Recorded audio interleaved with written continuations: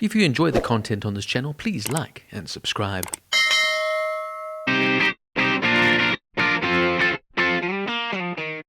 Palm Royale is a period comedy drama television series created by Abe Sylvia, based on the 2018 novel Mr. and Mrs. American Pie by Juliet McDaniel. The series premiered on March 20th, 2024, with the first 3 episodes on Apple TV+. The series then was renewed for a second season in June of 2024. The show is set in 1969. Outsider Maxine Delacourt Simmons, played by Kristen Wiig, strives to attain a place in the high society of Palm Beach, Florida, through the town's most exclusive country club, namely the Palm Royale. Throughout the process, she learns what she will and won't do to achieve this high status in society. It was announced in February 2022 that Apple TV Plus had given a green light to the 10-part series, initially named Mrs. American Pie, which would see Kristen Wiig star and Laura Dern executive produce in addition to potentially co-starring. Abe Sylvia would write the series with Tate Taylor directing. In May of that year, Allison Janney, Leslie Bibb, Ricky Martin and Josh Lucas were added to the cast. Later, Carol Burnett and Kaya Gerber, daughter of Cindy Crawford, would be amongst the additional castings announced in that June. Filming then would commence in May 2022, and the show was then renamed to Palm Royale in April of 2023. Later, it was announced that father of actress Laura Dern, Bruce Dern, would also have a small role within the show. The show also marks one of the few times Ricky Martin has acted as a lead actor in a television series.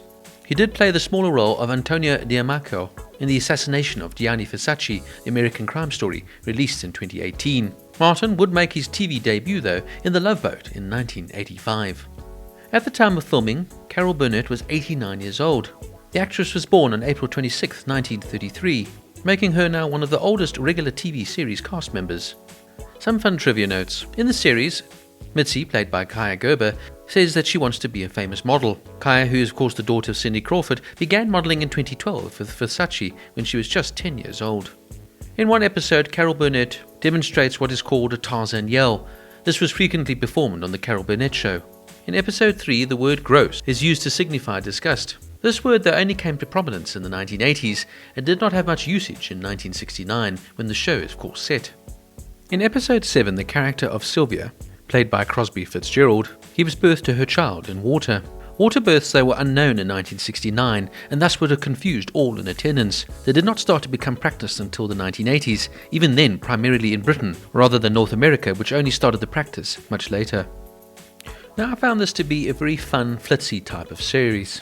It almost reminded me of Desperate Housewives, particularly the end credits music that was used. Look, one thing about a show like this is it's not meant to be taken too seriously. It's supposed to be fun, flitzy, glamorous and over the top. And the show in many ways is portrayed in a very tongue-in-cheek sort of sense. Look, this is by no means groundbreaking comedy or drama. It's rather a fun, light and fluffy series that will keep you entertained.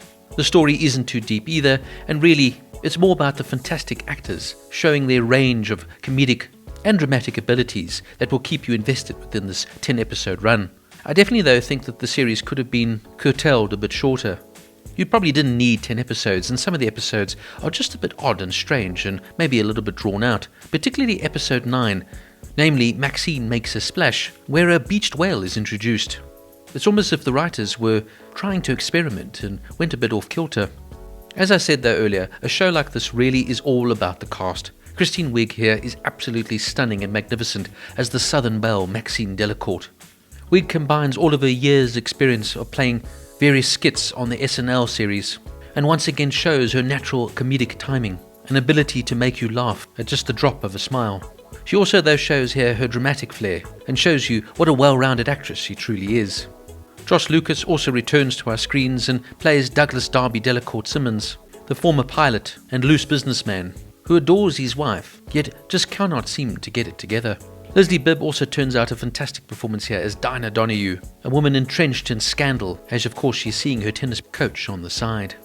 And it's a fun, easy performance here from Laura Dern as Linda Shaw or Penelope Rollins, a socialist trying to push for women's rights and equality in a world that is stuck between the old and the new.